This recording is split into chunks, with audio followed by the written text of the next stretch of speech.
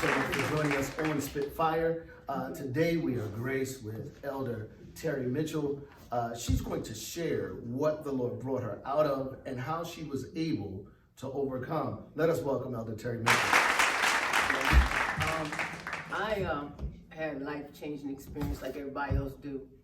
But this one, with my surgery, I've had like at least around 31, 32 surgeries on my body.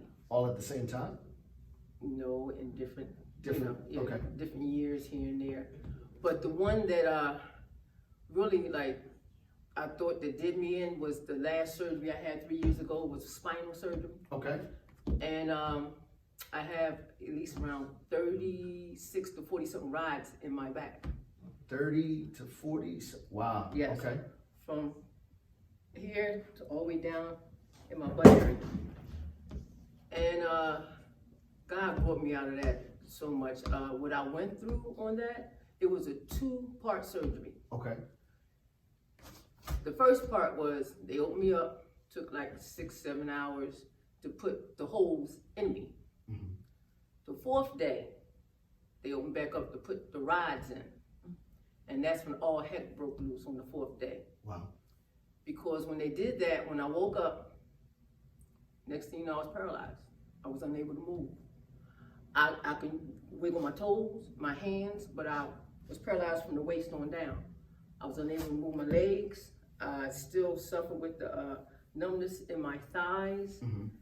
And I was like, oh my God, what did I get myself into? Wow. You know? And I was laying there in the ICU, and they had a pregnant nurse attending me, and she was about to bust any minute. Mm-hmm. I still had blood on my gown and everything else, you know, and I felt so bad for her because she was pregnant, you know, and she was attending me. And I remember when Elder Rita Muse came up to see me, she was astounded, like, why she got blood on her clothes and why is she laying in this position? Why is she this and that and that and this? And she said, the only thing I said to her was, you know, with the woman, she's trying, you know. But the thing is that what I went through was being laid in the bed. Imagine you in the bed, you're unable to move. You can't turn right, you can't turn left. You have to take a sheet, you have to put it over your feet and you have to move your feet that way.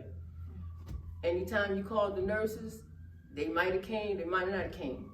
They're supposed to turn me every 2 hours. I never got turned. Now I'm in the bed, unable to move. They had me in an elevated position. Then I had Pastor Peaches come feed me while I was in the elevated position with my head down that way, so they didn't come feed me. But through it all, but God, He gave me peace through my storms. Okay. No matter what I was in so much pain, so bad that I was dreaming about it. I was at a pain farm. And they were so nice, but I was hurting so bad. Mm. And they was talking me through the pain like it's going to be all right. And the pain was like different levels. I woke up like that. Mm. They had to put a thing on me where they had to raise me out the bed to put me on the pot. On top of that, because I was unable to even wipe myself, I got 2 infections, E. coli and another infection. I don't know what it was. So now, my back is all full of wounds. They had to change the dressing, but not only that, then they had to take me back down to the emergency room, to surgery, to open me back up for 2 hours to clean all that infection out. Wow. Then after that, then they said, well, your liver's about to go, you know, you can't drink too much water, you know, all this is you know, look like your body's about to shut down. But God was giving me peace through that storm, what I was saying, and this too shall pass. Mm-hmm. Then He took me back down again 4 days later because the drainage, that they had the blood draining out these drainage things, too much blood was going into it. So they had to open back up to take that out. Meanwhile, I'm going through a whole lot of blood transfusions. But God, feet swelled up, legs swelled up, if you stuck a pin in it, it looked like it would have bust. I was unable to sit up, so I asked Him to sit me up sometimes, you know. So now I'm hanging on the bed trying to hold myself up. Mind you, I'm unable to move my legs. Then they got me up, but how they used to have to get me up, they had to put their feet on my feet, hold my knees, and pull me up so my legs won't buckle. Meanwhile, while I'm up, they trying to get me to, to see how much I weigh, because when I had surgery, I was weighing 260 pounds. I told them I cannot step on this thing. So they went to go move the scale, hit my walker, I fell. Then they picked me up and had me falling again. But God. Wow. Then they had doctors coming in every single day, because I got the wound, they got to go here and change it. Then they sent me to Baccarat for rehab in the state that I was in. And that's when everything started. But through it, like I said, through it all, God gave me peace through my storm. I went through a thing with something about my head. I was allergic to this metal when I had knee surgery. And I had all these sores on my head, and hair was growing through the sores. And God said, I healed you from that. I'm going to heal you from this. And I was like, God, it's like I was ministering to people when they was coming in, And I thank God for the prayer line the overseer had, because I was hungry for that in the morning, 5 o'clock in the morning, 8 o'clock. God, let me tell you something. When God said he never leave you or forsake you, he never leaves you. So what you're saying is that prayer brought you through. If it had not been for the prayer line, for my embassy family praying for me, Apostle came up and seen everything, I wouldn't be here, because prayer is the very thing that kept my faith strong. To keep my belief in God. Wow. To keep on moving on. Wow. To get me through all the stuff that I went through.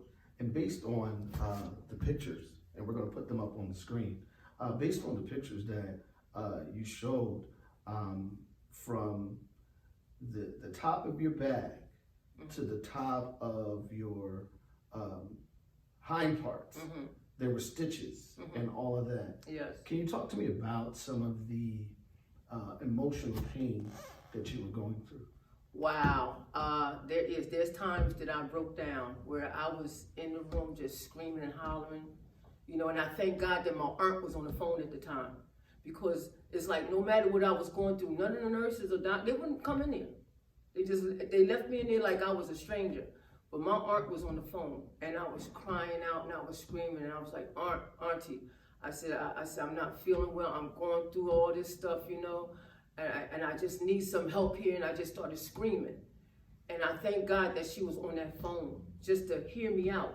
My sister, one of my sisters, she called me every single day. And for 3 years, she's been calling me every single day. That blessed me. Having my embassy family come to see me, that's what kept me on top, because there was times I was an emotional wreck, but there was times where God was still giving me my peace through the storm, where I said I was able to minister to people. People was calling me because they needed, ministering to. And I thank God for that. No matter what I went through, he was right there in me. Wow. So four surgeries. Yes, surgeries. Within 2.5 weeks. Within 2.5 weeks. And the Lord brought you out. Yes, at the age I am, I'm like, hey, look, I'm a young senior citizen. I am not old. I'm a young senior citizen. I get young each and every day.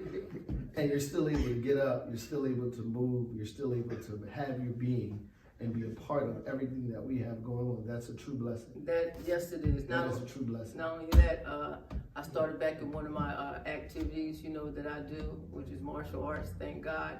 But the whole thing on that is that I asked God, and my Father, may I, like Apostle said, can I go back into that, or can I do this, or can I do that? And I asked him, can I do these things? Just like with the food bank and the Wawa donations. I thank God that I am busy, because even every day when I wake up, there's some things that I was unable to do that I'm able to do now, and I just start crying to him. I'm like, thank you. I had to start learning how to walk all over again. I sat there and watched people in therapy, how they walk, because my left leg was dragging, my right leg was barely being picked up, and I'm walking with a walker. I was unable to walk with my cane at all. Wow. Even when I was in Baccarat, they had to take my legs, put me in the bed, then they had to get me out the bed, then they had to put me on a commode, they had to get me up, they had to do everything for me. Once I stood up, then I could walk a little bit. Okay. but God. Okay. The blood still works. The blood does work. Yes. The blood does work. Yes, it does. So, blood transfusions, surgeries within 2.5 weeks. Mm-hmm. That's an amazing testimony. Mm-hmm. And to see you get up and even walk up here today, Mm-hmm. still amazing. What I want you to do is I want you to look into that camera right there. Mm-hmm. And I want you to encourage anybody that is going through any operations, anybody that is struggling with anything that they have going on. I want you to be able to speak a word to them, speak life to them, so that they can be able to know that God is on their side. This is what I do. This is how I this is what gets me by all the time. I sat there and read about what Jesus went through, how they beat him so bad that he did not look like he was a human. Flesh was hanging off of him, but he still carried that cross for us. No matter what happened, they even got somebody to help him to carry that cross for us. And when I think about that, I said, hey, I ain't going through nothing compared to what Jesus went through. That's what gives me strength. And that's what I'm asking you to do. Think about the cross that Jesus carried for us and say to yourself, am I going through anything worse than him? No, you're not. The blood do work. All you have to do is try it. You will love it. Try Jesus. Taste and see that the Lord is good. You know? Keep your mind focused on him. Stay Holy Ghost Spirit filled, because that's the only thing that's going to get you by. Amen. Thank you, Elder Terri, for joining us today. We appreciate you and your testimony. All right.